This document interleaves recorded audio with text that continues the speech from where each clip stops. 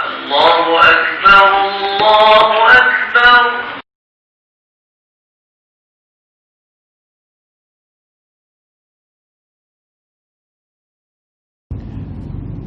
Assalamualaikum warahmatullahi ta'ala wabarakatuh. A'udzubillahi minasyaitanirrajim. Bismillahirrahmanirrahim. Alhamdulillahi rabbil alamin. Wassalatu wassalamu ala asyrafil anbiya'i wal mursalin wa ala alihi wa sahbihi ajma'in. Allahumma ja'al jam'ana hadza jam'an marhuma wa tafarruqana min ba'dihi tafarruqan ma'suma. Allahumma salli ala sayyidina Muhammad as-sadiqil wa'dil amin.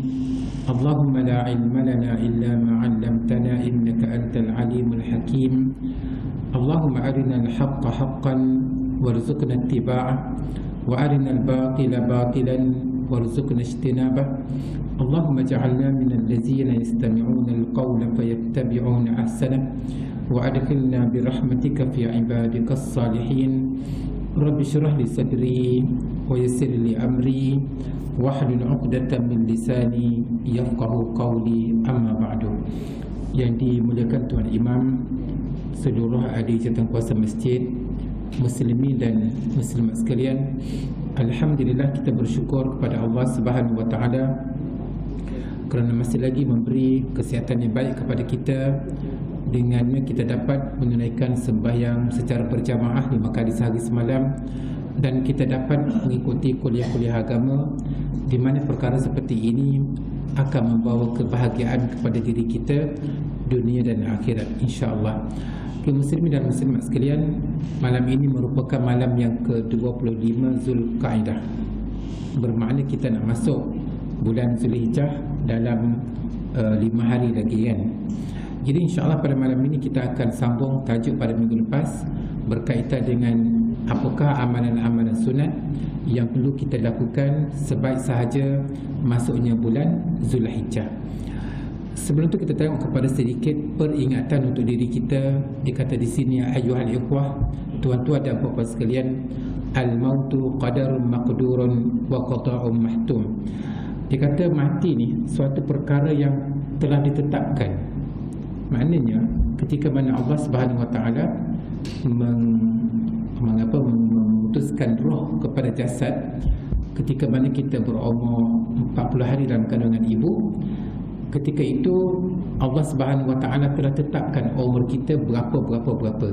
Ada orang umur panjang, ada orang umur pendek, ada orang sampai umur 80 tahun, 90 tahun, 60 tahun, 50 tahun sebagainya. Al-mautu qadarun maqdurun wa qada'un mahtum. Dia kata mati ni suatu benda yang telah pun ditakdirkan, telah pun ditetapkan. Tidak ada yang tidak ada yang terlepas daripada kematian.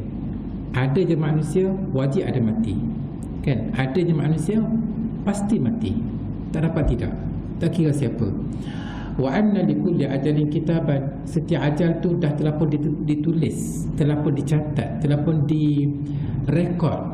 Kita ni umur kita berapa. Wa anna ahadan mamma balagha fil ilmi wal quwwati wal ghina falan yastaqdima an ajalihi sa'atan walan yastakhira. Dikata seseorang tu, wa anna ahadan mamma balagha fil ilmi, seseorang tu dia cerdik secara mana pun, kalau belajar ni sampai peringkat PhD, kan, cerdik, kan, wal quwwah, dan dia mempunyai kekuatan yang luar biasa, keperkasaan yang luar biasa, seorang yang memang gagah, perkasa dan sebagainya. Wal ghina, seorang yang mempunyai kekayaan yang luar biasa. Falan yastaqdima an ajalihi sa'atan walan yastakhira. Maka dia kata ajal bila dah sampai, tak kira dia tu kaya ke, dia tu orang cerdik ke, dia tu orang gagah ke, dia tu orang banyak harta ke dan sebagainya, maka bila sampai ajal tidak akan terlewat walaupun satu saat, dan tidak akan terkemudian walaupun satu saat. Maknanya umur manusia ni sampai ajal mati, kan? Kalau kita tengok pada minggu lepas, kan, seorang guru umur baru 45 tahun, kan, dia nak periksa dalam bilik, setiap bilik tu sinki, kan, dia kena ada tempat basuh tangan, kan, sepenuh PKPP ni. Jadi dia cek setiap kelas tu singki beres ke tidak. Jadi dia nak pergi ke belakang balkon ni, tersilap langkah, terjatuh, maka jatuhlah dia, maka matilah dia. Padahal dia ni seorang yang seorang yang sihat, seorang yang memang tak tergambar dalam fikiran dia akan mati sebentar lagi, kan? Maknanya memang begitu mati, tidak ada lewat dan tidak ada awal, sampai masa memang mati, kan? Wal imanu bihadhihi al-haqiqah yamnahuna tama'ninatan. Kita beriman, kita percaya, kita tahu perkara seperti ini, maka kita pun rasa tenang, kan? Bahawa mati itu akan datang dan kita kena buat persiapan sahaja. Innal mauta qata'un mahtum. Dia kata mati ni satu perkara yang telah ditetapkan, wa sunnatun madiyatun fil khalqi jami'an. Dan ini merupakan satu sunnah, kan? Sejak daripada Nabi Adam AS kepada sekarang, kepada bila-bila, memang mati itu merupakan satu tabiat manusia. Walaysa da'an yubahsu lahu an dawa'in yustatabu bihi. Dan mati ni tuan-tuan sekalian, dia tidak ada obat. Tidak ada obat bagi mati ni. Kalaulah ada obat, walaupun harga sebutir tu 100,000, niscaya manusia akan beli. Misalnya kata kalaulah adalah manusia yang boleh reka satu obat, mana dia kalau telah obat tu tak mati. Allahu Akbar, tak ada, kan? Tak ada. Walaysa da'an yubahsu lahu an dawa. Dia bukanlah satu penyakit yang boleh kita cari obat untuknya. Kan kalau kita sakit demam, kita pergi hospital, doktor tanya sakit ke apa, kita kata sakit koni, maka doktor bagi obat. Tapi kalau kita pergi hospital kata, doktor tanya sakit ke apa, sakit kepada mati. Mana sakit nak mati? Apa pesan mati? Sakit, matilah. Doktor kata tak ada ubat, kan? Kadang-kadang katakan penyakit saya adalah mati, kan? Jadi doktor kata tak ada ubat, kan? Fakullu nafsin za'iqatul maut. Allah Ta'ala berfirman, fakullu nafsin za'iqatul maut. Setiap yang bernyawa pasti akan menemui kematian. Okey, boleh ya? Inna karahiyatal mauti amrun fitri. Dia kata benci kepada mati, tak suka kepada mati ni satu benda yang fitrah, satu perkara biasa. Kalau orang tanya kita lah, suka tak pada mati? Kalau masa kita nak jawab, aku tak suka, kan? Memang satu benda yang memang, tanyalah siapa-siapa pun, dia orang tu miskin ke, orang kaya ke, orang tu banyak anak ke, banyak harta ke, orang lagi banyak harta lagi tak suka pada mati, kan? Fa nafsu bi tabi'atiha tuhibbul hayata wa takrahul mauta. Dia kata manusia ni dari segi tabiat dia memang sukakan kepada kehidupan dan tak suka kepada mati. Kalau boleh nak hidup, kan, 1000 tahun, 2000 tahun, 3000 tahun. Tapi Nabi kata a'maru ummati ma baina 60 wa 70. Umur umatku di antara 60 hingga 70, dan sangat sedikit yang melepasi 70. Ada tapi tak ramai.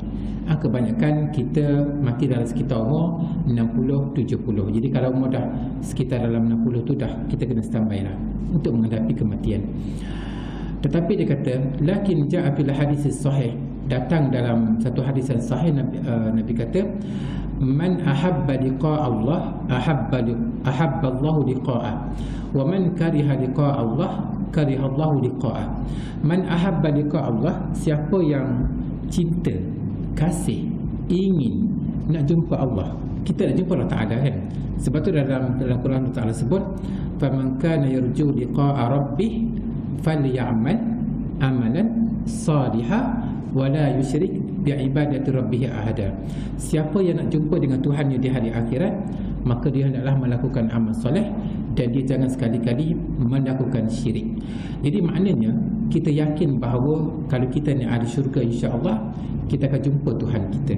Man ahabba liqa Allah, siapa yang rasa cinta nak jumpa Allah, ahabba Allahu liqa'ah, Allah Ta'ala pun nak jumpa dengan dia. Syarat nak jumpa Allah Ta'ala ni, dia kena mati. Syarat nak masuk ke syurga, dia kena mati, kan? Kita nak syurga tapi mati tak nak, tak boleh.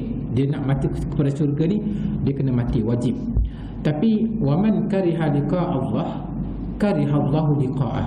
Siapa yang tak nak jumpa Allah, Allah Ta'ala tak nak jumpa dia, kan? Dia kita tengok di hari akhirat, ahli syurga akan jumpa Allah, ahli neraka tak akan jumpa Allah. Allah Ta'ala kata tak akan bagi peluang kepada ahli neraka melihat Allah Subhanahu Wa Ta'ala di hari kiamat nanti.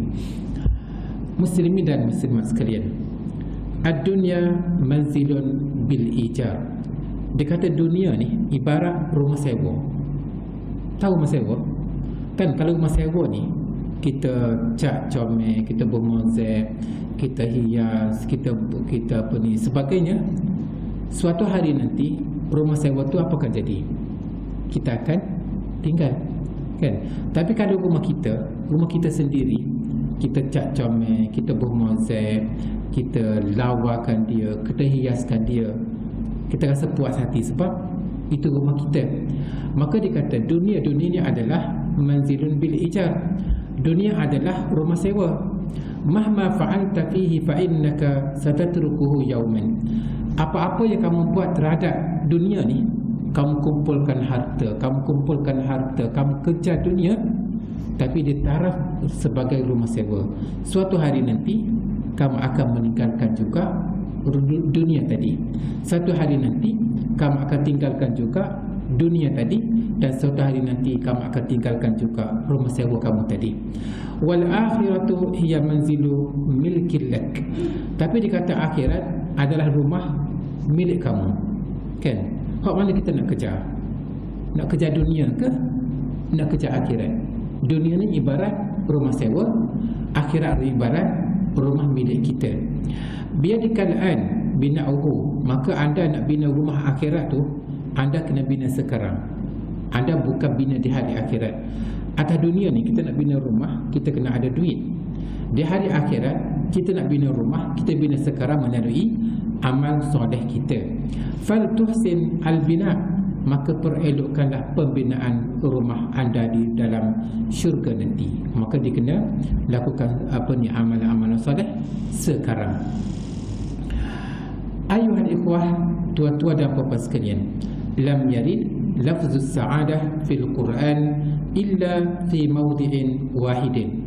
Dikata dalam Quran ni yang mengandungi ayat 6,000 lebih ayat, 6,200, bukan 6,666. Itu tak tepat. Ya, sebenarnya bukan 6,666, bukan. Sebenarnya 6,200 lebih ayat Quran. Dia ada 30 juzuk, dia ada 114 surah, dia ada 6,200 lebih ayat, dan dia ada 320,000 perkataan. Huruf, bukan perkataan, huruf, kan? Terselesai macam itulah. Jadi makna dia sebanyak daripada 6,200 ayat tadi, hanya satu ayat sahaja yang menjelaskan kebahagiaan, iaitulah wa ammal ladzina su'idu fa fil jannati khalidina fiha. Adapun orang-orang yang bahagia adalah orang-orang yang berada dalam syurga, kekal dalamnya buat selama-lamanya. Itu orang bahagia. Sebab apa Allah Ta'ala kata gitu? Lita'lama anna as-sa'adatal haqiqiyyata, supaya kamu tahu bahawa kebahagiaan yang sebenar laisat fid dunya bal fil jannati. Bahawa kebahagiaan sebenar bukan di dunia, tapi di hari dalam syurga, di hari akhirat. Sebab kita tengok kan, kalau dah pasangan suami isteri, si suami ni kerja dia penyanyi, si isteri kerja dia penyanyi. Dia kata saya cukup bahagia. Bohong, tak ada kebahagiaan. Bahagia yang sebenarnya adalah anda layak ataupun tidak untuk masuk ke syurga yang kekal abadi. Itu kebahagiaan yang sebenar-benarnya.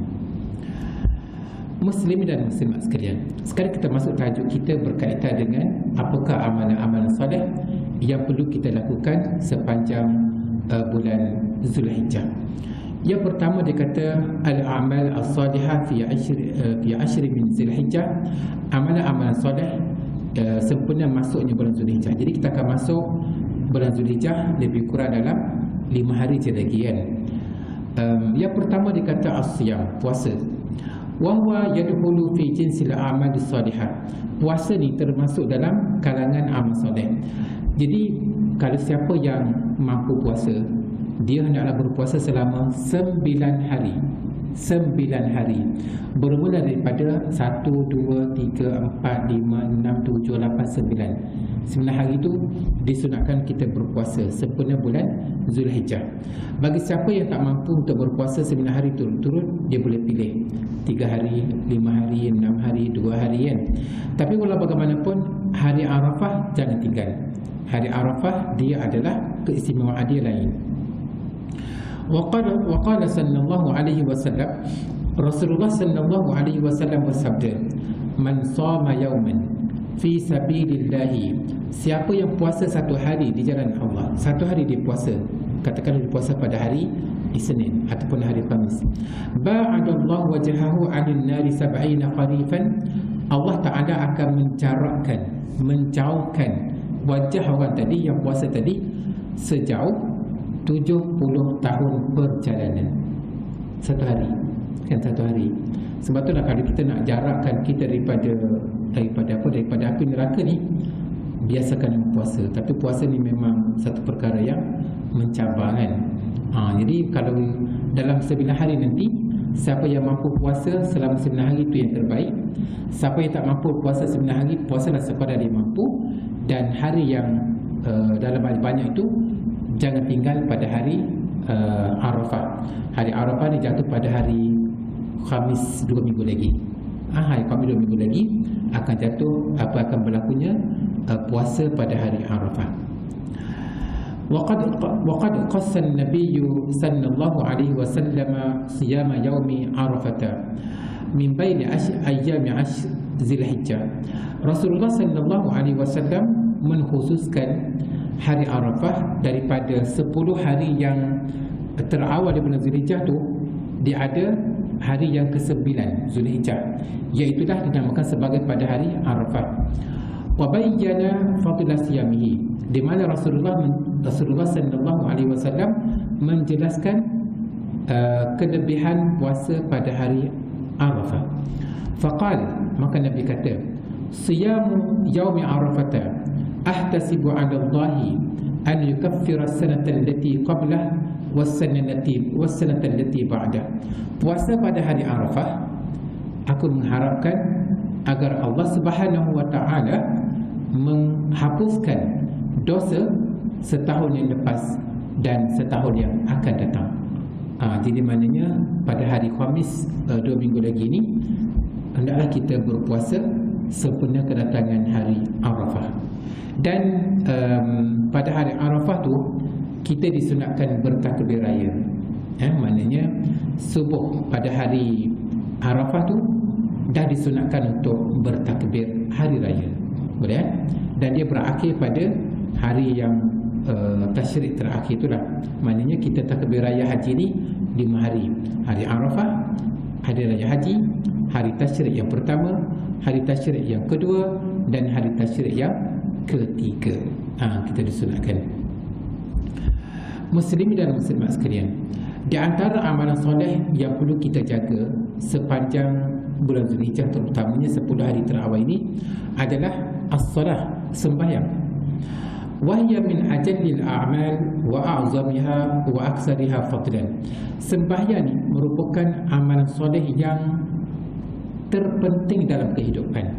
Sebab as-salatu imaduddin, sembahyang merupakan tiang agama. Kalaulah tidak ada tiang, macam mana amalan lain nak menumpang? Katakanlah dia pergi haji, dia pergi umrah tapi tak sembahyang, macam mana pahala sembahyang, pahala haji dan pahala umrah nak bergantung? Katakanlah dia puasa Ramadan 30 hari tapi tak sembahyang, macam mana puasa Ramadan tu nak nak bergantung kepada ni kan? Jadi maknanya kalau tidak ada amalan sembahyang, segala amalan lain ditolak. Walihada yajibu 'alal muslim al-muhafazatu 'alaiha fi awqatiha ma'al jamaah. Maka dia kata, kita sebagai seorang muslim, kita kena jaga sembahyang kita dalam waktunya. Maka dia kata dia kena sembahyang secara berjamaah. Sembahyang secara berjamaah 5 kali sehari semalam. Liqauli Rasul sallallahu alaihi wasallam, kerana Nabi sallallahu alaihi wasallam bersabda, salatul jamaati afdalu min salatil fazzi bi 7 wa 20 darajatan. Sembahyang secara berjamaah lebih baik daripada sembahyang seorang diri dengan 27 kali ganda. Maknanya kalau kita sembahyang seorang diri, Allah Ta'ala bagi pahala 10. Sembahyang secara berjamaah 10 kali ganda, 27 kali ganda, bermakna 270. Tuan-tuan sekalian, datang ke masjid dengan apa? Jalan kaki, basikal, motosikal, kereta, van dan sebagainya. Maka Nabi kata satu langkah kita datang ke masjid, kita akan mendapat pahala.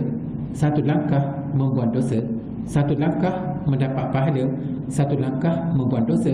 Pergi dan balik 5 kali sehari semalam. Itu penting sama berjamaah.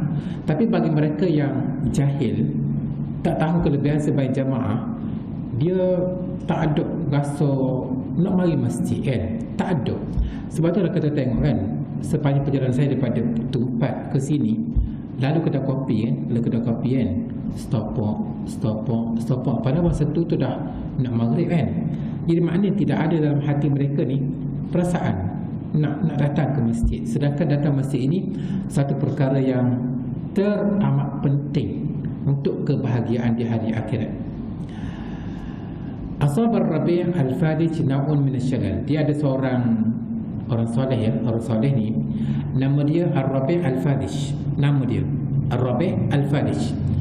Dia kata Ashabar Rabi' Al-Fadij na'un min asy-syalal. Dia kata Rabi' Al-Fadij ni dia kena stroke. Bayangkan kena stroke ni, kena pakai pampers lah, kena angkat, kena mandi kan, kena kepong sebagainya kan. Orang tak boleh buat apa-apa. Fakana yuhada baina rijlain ila masjid. Tapi walaupun dia dalam keadaan yang stroke, tapi dia minta supaya kaum kerabat dia, kawan-kawan dia usung dia, bawa dia, kepong dia, dalam kursi roda, bawa ke masjid. Bayangkan orang yang kena stroke. Faqalu lahu, kawan-kawan dia berkata kepada dia, ya Aba Zaidin, wahai Aba Zaid, wahai Rabi' Al-Fadij, laqad rakhasallahu laka law sallaita fi baitik. Dia kata keadaan kamu yang stroke ni, dia kata Allah Ta'ala kata dah bagilah peluang kepada kamu, boleh sembahyang kat rumah dah, tak payah dah pergi masjid sebab kamu sakit. Faqala lahum, maka dia jawab, innahu kama taqulun, betul apa yang kamu kata tu betul, walakinni sami'tuhu yunadi hayya 'alal falah. Tapi aku dengar tukang azan Tok Bilal kata hayya 'alal falah, datanglah kepada kejayaan kan, datanglah mencapai kemenangan. Maknanya orang yang nak capai kemenangan, orang yang nak mencapai kejayaan, orang yang nak mencapai keberuntungan, dia kena datang masjid. Orang tak datang masjid tak dapat keuntungan. Orang tak datang masjid tak dapat kejayaan. Orang tak datang masjid tak dapat kemenangan.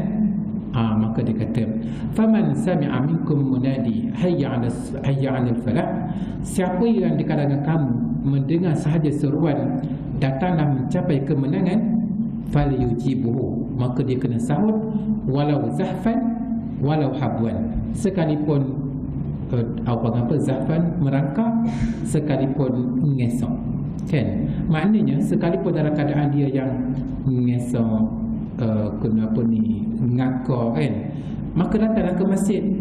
Tapi kalau kita ni demes sikit kan, apa isteri kata kepada kita, alah abang demes, sekali-sekala apa salahnya main kat rumah kan. Kita berkata iya juga kan. Padahal kita ni ahli masjid dah padahal kan. Maknanya demes sikit tu dah, alah sekali-sekala apa salahnya. Tapi bayangkan Ar-Rabi' Al-Fadij ni dalam keadaan yang syalal, dalam keadaan yang apa tadi, stroke kan. Dia tak rela sebab dia kata aku dengar hayya 'alal falah, datanglah mencapai kemenangan. Maknanya orang yang datang ke masjid tu bermakna dia mendapat kemenangan. Orang yang tak datang ke masjid tu dia mendapat kerugian. Okay, boleh faham kan? Betul orang yang faham kan, dengar je azan, tahu je nak masuk waktu, hati dia memang debar, sadar, rasa macam tak sedar duduk kalau tak dimari masjid kan. Betul tak kan? Alhamdulillah Ta'ala campak kepada kita macam tu. Okay. Wa alaihi an yuksira minan nawafil fi hazil ayam. Sembahyang tadi dia kena tunaikan secara berjamaah, dan dia kena memperbanyakkan sembahyang sunat. Sembahyang sunat ni tuan-tuan sekalian, apa dia? Yang pertama sekali, sembahyang sunat rawatib. Sebab itulah selepas sembahyang Isya kena sembahyang sunat rawatib 2 rakaat. Kalau tidak, anda akan rugi di hari akhirat. Mati je anda akan menyesal. Betul saya pergilah mana-mana masjid pun, kebanyakan ahli masjid lepas sembahyang Isya start motor balik. Kan? Saya terdetik kata Allahu Akbar, ruginya. Betul saya minta semua sekali ahli masjid Lundang ni lepas sembahyang Isya sekejap 2 rakaat sembahyanglah tuan, supaya di hari akhirat duduk dalam kubur menyesal. Rabbirji'un la'alli a'malu salihan fima taraktu. Minta dengan Allah, ya Allah ya Tuhanku, kembalikanlah aku dunia. Aku nak sembahyang sunat Isya. Aku nak sembahyang. Tapi ketika itu anda berada dalam kubur, kan? Maka sempena kedatangan 10 Zulhijjah ini, 10 awal 10 Zulhijjah ini, perbanyakkan sembahyang sunat. Yang pertama sembahyang sunat rawatib, iaitulah sebelum Zuhur, selepas Zuhur, selepas Maghrib, selepas Isya, sebelum Subuh. Itu yang muakkadah. Yang kedua sembahyang sunat duha. Sembahyang sunat duha paling kurang 2 rakaat, paling banyak 8. Yang ketiga sembahyang sunat tahajud, kan? Paling kurang 2, paling banyak 8. Yang ketiga sembahyang sunat witir, paling kurang 1, paling banyak 11. Boleh. Tuan-tuan nak sembahyang 1 rakaat boleh, 3 rakaat boleh, 5 rakaat boleh, 7 rakaat boleh, 9 rakaat boleh, 11 rakaat pun boleh. Yang penting witir, yang penting dia panggil apa, kancil. Maka sama ada kita nak sembahyang di 3 rakaat tu 2, lepas tu bagi salam, lepas tu campur 1, ataupun 3 rakaat sekaligus pun boleh, tak ada masalah. Jadi penting sembahyang sunat ini kita hendaklah sentiasa lakukan. Fa innaha min afdalil qurbat. Sembahyang sunat ini adalah sebaik-baik perkara yang dapat mendekatkan diri kita kepada Allah Subhanahu Wa Taala. Sebab itulah kalau kita ni kan masa waktu duha kan, kita buat kerja, betul, pukul 12 tak semaya lagi duha, kita sibuk. Apakah bisikan yang ada dalam hati kita? Ada tak bisikan dia? Kamu ni tak semaya lagi duha, betul tak? Betul tak? Kalau kita boleh ambil air sembahyang, kita sembahyang duha 2 rakaat, ketika itu kita rasa lega, tak ada bisikan. Tapi selagi mana kita tak sembahyang sunat duha, dia mari bisik, mu tak semaya lagi ni, mu tak semaya lagi ni, mu tak semaya lagi ni, kan? Tapi kalau sekiranya tidak ada bisikan macam itu, kita kena cari di mana hati kita, kan? Kerana orang tidak ada bisikan macam tu, dia tidak ada hati sebenarnya. Jadi hati kita ni kita kena pupuk supaya dia bisik kita, mu tak semaya lagi, mu tak semaya lagi. Seperti juga dengan Quran, kan? Quran ini dia akan bisik, mu tak baca lagi Quran hari ini, kan? Dia akan bisik kita baca je 1 hizib ataupun 1 ayat, dah okey dah, kan? Itulah hati kita. Qala Nabi sallallahu alaihi wasallam, Nabi sallallahu alaihi wasallam bersabda, wa ma yazalu 'abdi yataqarrabu ilayya bin nawafil hatta uhibba. Sentiasalah hamba-Ku tadi mendekatkan diri kepada Aku, kata Allah Taala, dengan perkara-perkara sunat sehingga Aku cintakan dia. Maknanya kita perbanyakkan sembahyang sunat, Allah Ta'ala cintakan kita. Semakin banyak kita buat, semakin cinta Allah itu hampir dengan kita. Yang keempat, sempena kedatangan 10 awal bulan Zulhijjah. Yang pertama tadi apa dia? Puasa. Yang kedua, sembahyang. Yang ketiga, sembahyang fardu, sembahyang sunat. Yang berikutnya, at-takbir, wat-tahmid, wat-tahlil, wat-zikr. Sepanjang 10 awal di bulan Zulhijjah ni, kita memperbanyakkan subhanallah, alhamdulillah, wa la ilaha illallah, wallahu akbar. Boleh? Kalau boleh sehari 100. Boleh. Maknanya kita rata termasuk dalam takbirnya ada, tahmidnya ada, tahlilnya ada, zikirnya ada, subhanallah, walhamdulillah, wa la ilaha illallah, wallahu akbar. Fa an ibn Umar radhiyallahu anhuma 'an nabiy sallallahu alaihi wasallam qala, daripada Ibnu Umar radhiyallahu anhuma, daripada Nabi sallallahu alaihi wasallam bahawa baginda sallallahu alaihi wasallam bersabda, "Ma min ayyamin a'zamu indallahi wa la ahabbu ilaihi al-'amalu fihinna min hadhihi al-ayyam al-'ashr." Tidak adalah amalan yang paling dicintai oleh Allah Subhanahu wa taala lain daripada 10 hari yang terawal di bulan Zulhijjah. Jadi kalau kita nak buat amal soleh, kita sungguh, orang apa dah bahasa Kelantan panggil, dia kena kacau. Kacau kan?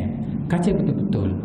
Kita kacau betul-betul amalan soleh kita di sepanjang 10 hari yang terawal di bulan Zulhijjah. Jadi kita mati nanti kan, tuan-tuan sekalian, kita rasa Allah, Alhamdulillah, aku buat amalan soleh sepanjang 10 terawal di bulan Zulhijjah. Tapi kalau kita tak buat, kalau kita tak kacau, kalau kita tak sungguh, kita mati, kita akan nyesal. Allahu Akbar, terdepannya aku. Fa'aksiru fihinna min at-tasbih wat-tahmid wat-tahlil wat-takbir. Maka Nabi kata, perbanyakkanlah padanya tasbih banyak, tahmid banyak, tahlil banyak, takbir banyak. Kita masuk di 1 Zulhijjah nanti, subhanallah walhamdulillah wa la ilaha illallah wallahu akbar. Kalau boleh dalam 100 kan, kalau boleh lah. Yang kelima, sepanjang 10 hari terawal di bulan Zulhijjah, perbanyakkan sedekah. As-sadaqah wa hiya min jumlatil a'mal as-salihah allati yustahabbu lil muslim al-iktsar minha fi hadhihi al-ayyam. Dikata sedekah ini adalah termasuk dalam amalan soleh yang digalakkan, yang disunatkan, yang dikacaukan, boleh yang dikacaukan. Tak ada kacaukan. Yang digalakkan untuk kita melakukan amalan bersedekah sepanjang 10 terawal di bulan Zulhijjah terutamanya. Wa qad hasallahu 'alaiha faqal, Allah Taala sendiri yang sebut, ya ayyuhallazina amanu, wahai orang-orang yang beriman, anfiqu, sedekahlah kamu, mimma razaqnakum min qabli an ya'tiya yawmun la bay'un fihi wa la khullatun wa la syafa'ah. Perbanyakkanlah kamu sedekah daripada apa yang kami rezekikan kepada kamu sebelum datang kepada kamu hari yang tidak ada jual beli dan tidak ada syafaat. Mana hari akhirat nanti tidak ada pertolongan, tidak ada jual beli, tak ada apa kecuali amalan soleh kita yang lakukan. Dan di antara amalan soleh adalah perbanyakkan sedekah. Mana kita cari mana tempat yang boleh sedekah, sebagaimana yang kita makruf bahawa satu-satunya bank yang ada cawangan dunia dan akhirat adalah bank sedekah. Kita masukkan ke dalam tabung bank sedekah dunia dan kita akan terima di hari akhirat nanti segala simpanan kita tadi. Wa qala Rasulullah sallallahu alaihi wasallam, Rasulullah sallallahu alaihi wasallam bersabda, ma min yaumin yusbihul ibadu fihi illa malakan yanzilan. Nabi kata, pada setiap pagi turun 2 malaikat. Dua malaikat turun kan. Fayaqulu ahaduhuma, berkatalah salah seorang daripada 2 malaikat tadi, Allahumma a'ti munfiqan khalafan, wahai Tuhanku, berikanlah orang yang sedekah tadi ganti balik. Kita bayar, kita masukkan dalam tabung 10 riyal. Bukan bermakna kita dapat 10 riyal kembali, bukan. Bermakna kita digantikan dengan rezeki. Rezeki ni kita bagi 10 riyal tu, kita menjadi seorang yang lapang dada. Kita bagi 10 riyal tu, kita menjadi seorang yang diberkati hidup. Kita bagi 10 riyal tu, isteri kita isteri yang jujur. Kita bagi 10 riyal tu, anak-anak kita terjaga. Dan bagi mereka yang bisnes, bagi mereka yang berniaga, sebiasakan sedekah. Kan kalau kita tanyalah orang yang berjaya dalam perniagaan, gapokah petua kepada kejayaan anda? Dia kata, anfiq tunfaq, kamu sedekah aku bagi, kamu sedekah aku bagi, kamu sedekah aku bagi, kan? Maknanya kita sedekah Allah Ta'ala tambah, kita sedekah Allah Ta'ala tambah, kita sedekah Allah Ta'ala tambah. Pasal ada orang kaya kan, kalau dia bagi sedekah ni, dia tidak menyebabkan apa-apa, tak menyebabkan miskin. Kan Nabi kata apa? Ma naqasa malun min sadaqatin, ma naqasa malun min sadaqatin. Tidak akan berkurang harta dengan sebab sedekah. Katakanlah kita pendapatan kita bulanan dalam 3,000, kan 3,000, RM50 kita sedekahkan dalam tabung, kan, setiap bulan. Adakah kita menjadi seorang yang papa kedana? Sedangkan kalau RM50 tu kita pergi ke, ada bawa anak lah, ada 5 orang kan, pergi ke kedai kopi, pergi ke restoran kan, anak-anak kita minta kau tu, minta kau ni kan, RM50 kan, habiskan gitu je, betul tak? Tapi kita masalah tak sayang. Begitu kita orang beli durian kan, beli durian ni 3 butir 300 je kan, 300 je, 3 butir 300 je. Tapi tak rasa kapok nak sedekah 300 riyal ni, Allahu Akbar. Sedangkan 300 yang kita masuk dalam tabung tu, kita akan masuk simpanan tadi dan kita akan menerima habuannya di hari akhirat. Banyak kan. Wa yaqulul akhar, berkatalah satu malaikat lagi, Allahumma a'ti mumsikan talafan, wahai Tuhanku, berikanlah kebinasaan kepada orang yang kedekut. Tidak ada keberkatan hidup. Duit banyak tapi kedekut kan, tak nak. Kita nak, kalau kita tak sedekah, kita rasa macam tak sedap kan. Kita tak sedekah tu rasa tak sedap. Sedekah tu rasa lega. Sedekah tu rasa kan, rasa apa? Rasa seronok kan. Itulah sebenarnya. Muslimin dan muslimat sekalian, wa minal a'mali salihah, di antara amalan-amalan soleh yang boleh kita buat juga, dia kata qiraatul Quran, membaca Al-Quran, wa ta'allumuh, dan mempelajari Al-Quran. Lianna kull harfin yaqra'uhu al-muslimu min Al-Quran fadlun wa ajrun. Setiap satu huruf yang kita baca daripada Quran, dia ada kelebihan, dia ada ganjaran pahala yang besar. Wa zalika lianna qiraatul Quran tulhi 'anil ghaibati wan namimah. Kerana kita baca Quran menyebabkan kita ni sibuk dengan Quran, kita tak akan sibuk dengan mengumpat. Kita bayangkan kalaulah kita ni suka mengumpat roh, sikit-sikit mengumpat kan. Kita sembahyang, kita puasa, kita pergi tunai haji, kita pergi sedekah, kita sembahyang sunat kan. Tiba-tiba pahala kita yang banyak tu mayar kan, sedut pahala kita. Sebab apa? Sebab kita mengumpat. Bahayanya mengumpat. Walaupun sedap, Allah sedapnya mengumpat betul. Kalau kita tahulah keburukan seseorang, kalau kita cerita keburukan pada orang lain, itu paling mengumpat.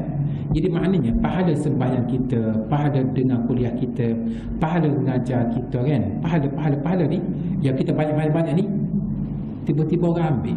Gimana? Video. Sebab kita adalah seorang yang kaki umpat. Betullah, jangan umpat tuan-tuan sekalian. Fakana liqiraatihi al-ajrul azim. Orang yang suka baca Quran ini akan mendapat ganjaran pahala yang sangat besar.